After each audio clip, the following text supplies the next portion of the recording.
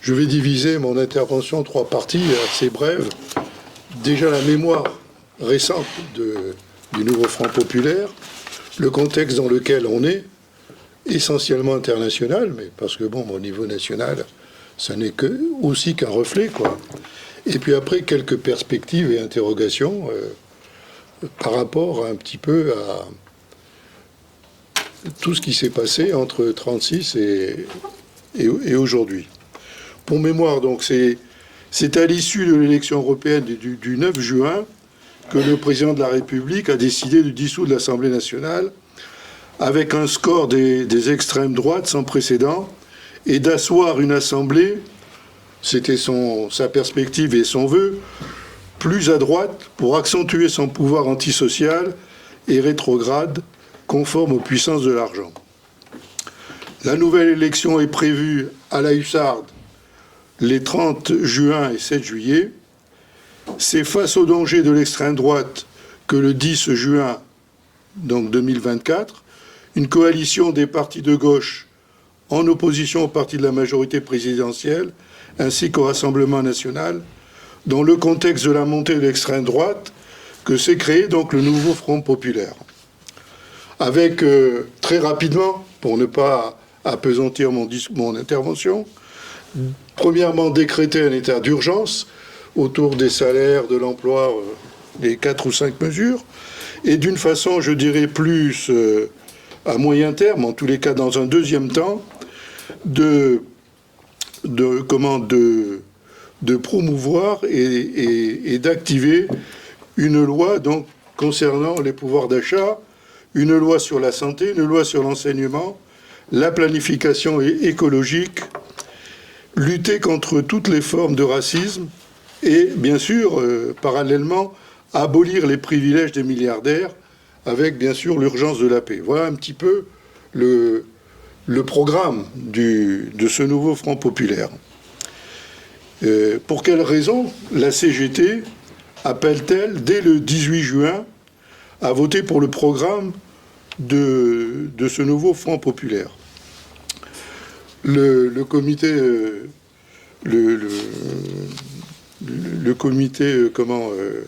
la CGT, il rappelle et il fait le constat que l'extrême droite n'a jamais été aussi proche du pouvoir. Les salariés doivent mesurer la gravité de cette situation. La CGT a jugé les programmes, les propositions, qui vont certes dans l'intérêt des salariés, au-delà donc des candidatures et des castings politiques, en intégrant bien sûr aussi les insuffisances de ce front.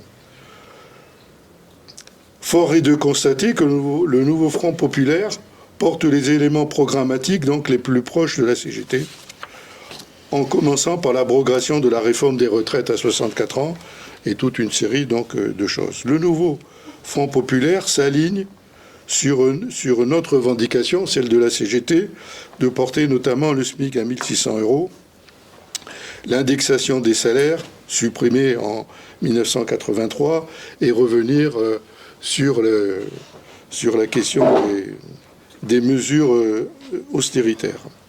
Sophie Binet déclare que la dynamique populaire n'arrivera pas d'en haut. Et elle dit, entre autres, que cet appel, par rapport au NFP, n'est pas, bien sûr, un chèque en blanc. La question après, et qui est posée dans la CGT, c'est effectivement l'indépendance de la centrale syndicale. La CGT est indépendante, mais bien sûr pas neutre. Dans sa longue histoire, qui est aussi la nôtre, nous avons déjà mis, dit-elle, Sophie Binet, des appels à voter, comme en 1936, à la Libération, ou encore lors du programme commun en 1974. Nous sommes dans une situation semblable à celle de 1936 et du Front populaire. Et le choix est simple, fascisme ou progrès social. La meilleure antidote à l'extrême droite, ce sont des mesures qui permettent comme le disait, de remplir les frigos des salariés. Cependant, les forces politiques doivent éclaircir certains points du programme du nouveau Front populaire, notamment par rapport aux 32 heures, etc. Le comité confédéral national a pris cette décision à la quasi-unanimité.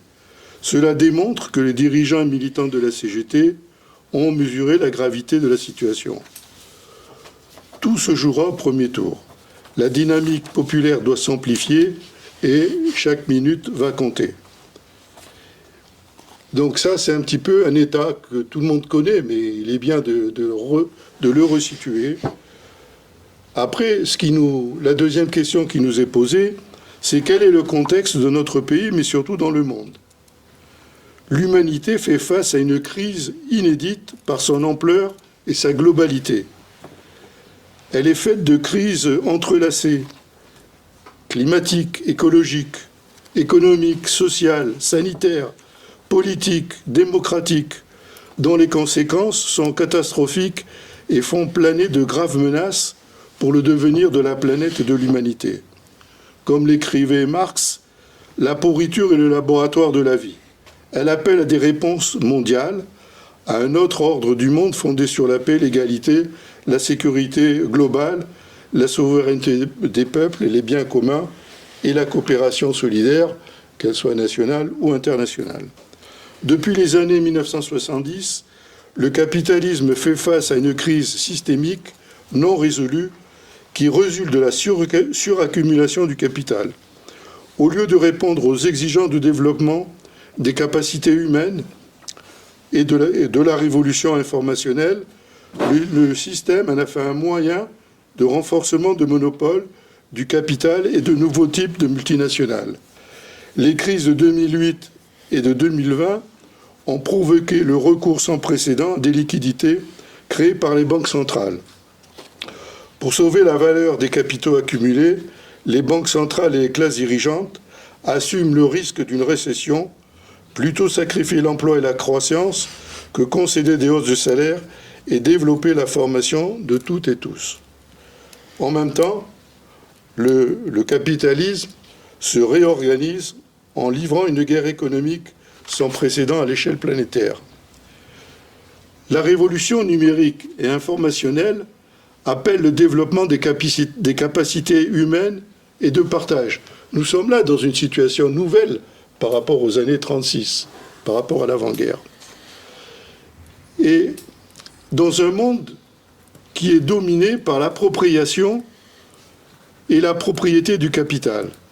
Elle permet de démultiplier l'efficacité du travail humain, elle continue de bouleverser la culture et les pratiques sociales, les rapports de production, les entreprises et les services publics, le travail, les méthodes de gestion et d'évaluation. On le voit bien que cette révolution modifie durablement les rapports sociaux et ouvre de nouvelles potentialités de développement, de partage et de coopération. La fuite en avant dans la capitalisation boursière la plus élevée accroît la pression sur les dépenses humaines, sociales et les services publics. Cela alimente ainsi la crise profonde d'efficacité, voire de sens, dans laquelle nous nous trouvons.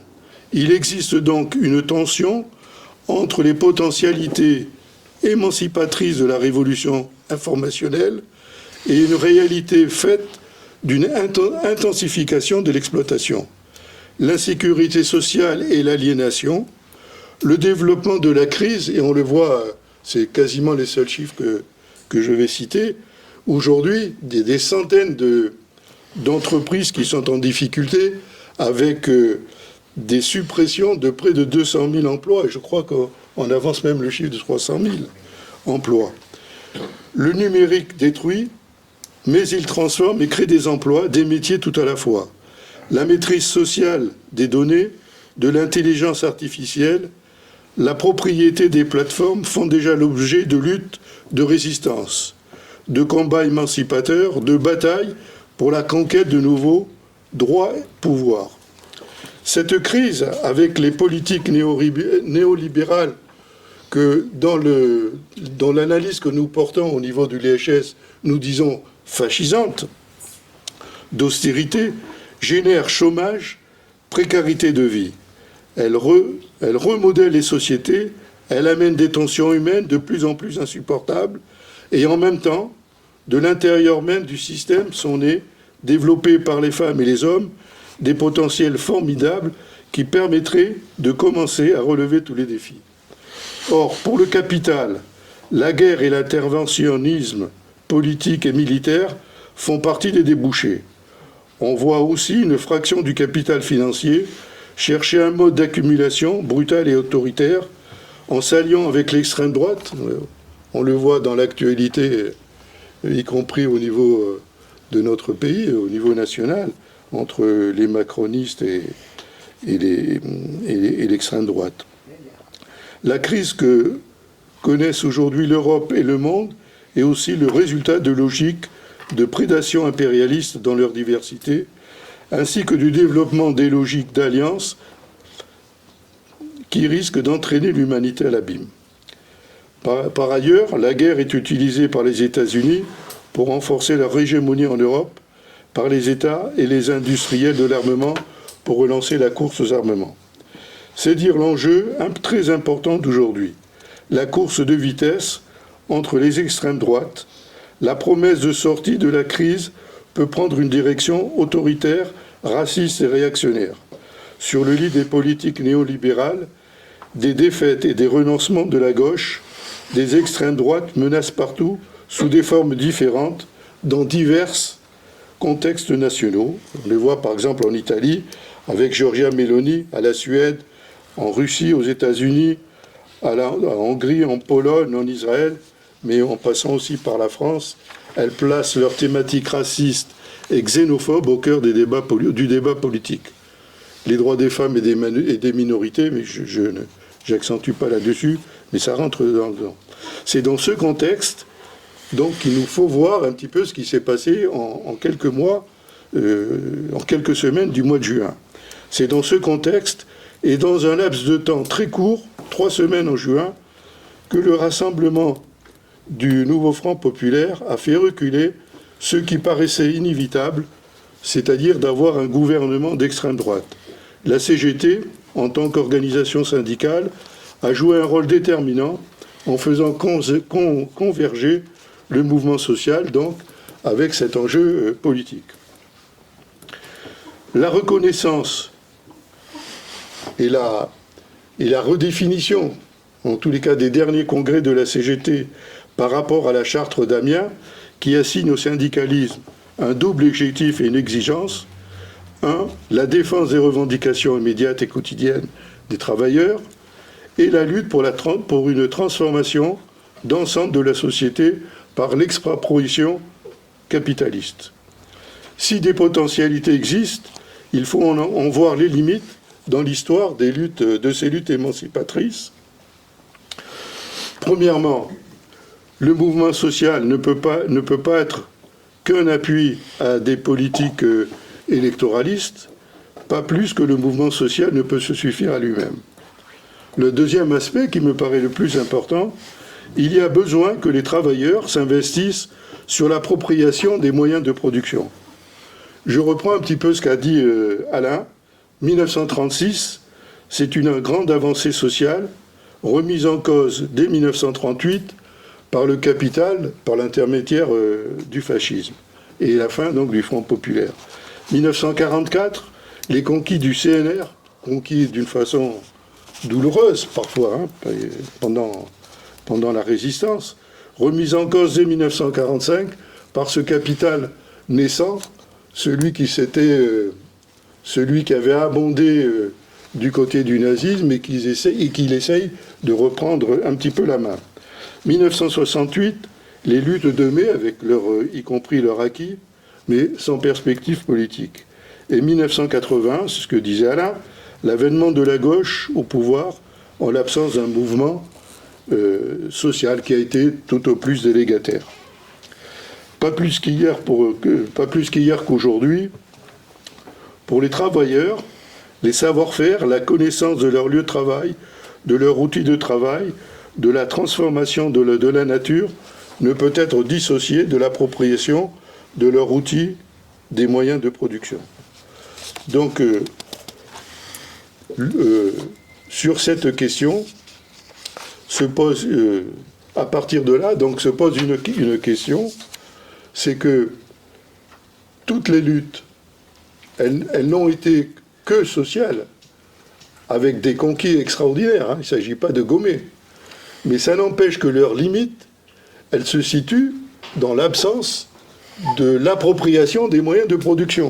Et je pense que là, on a une nouvelle donne au regard de la crise que nous vivons, de cette crise que je viens de décrire très sommairement. Donc la fin de la propriété privée capitaliste est posée donc la question de la propriété des moyens de production. Elle est au cœur d'ailleurs de la théorie marxiste.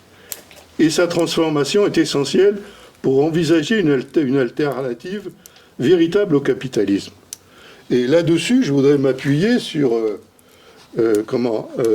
un livre que nous allons sortir, qui a été écrit par notre camarade André, qui pose un petit peu toutes ces questions, des questions de l'appropriation des moyens des moyens de production autour de séries d'expériences qui ont eu aussi des vécus.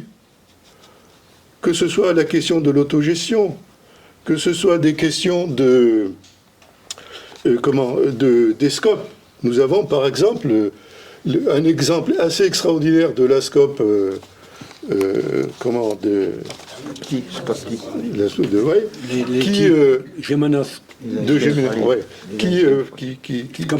qui nous fait mesurer la capacité des travailleurs, quand ils s'approprient les moyens de production, comment qu'ils peuvent résoudre aussi la question sociale, la question culturelle, la question syndicale et la question politique. C'est-à-dire, je pense que là, il faut que l'on réfléchisse et qu'on voie un petit peu à la fois les limites, la poursuite de la poursuite de l'enjeu, de la bataille, de la bataille contre le capitalisme, de l'opposition entre le capital et le travail, mais quelles sont les capacités pour dépasser un petit peu ce moment. Voilà un petit peu ce que je voulais dire pour commencer et entamer notre discussion.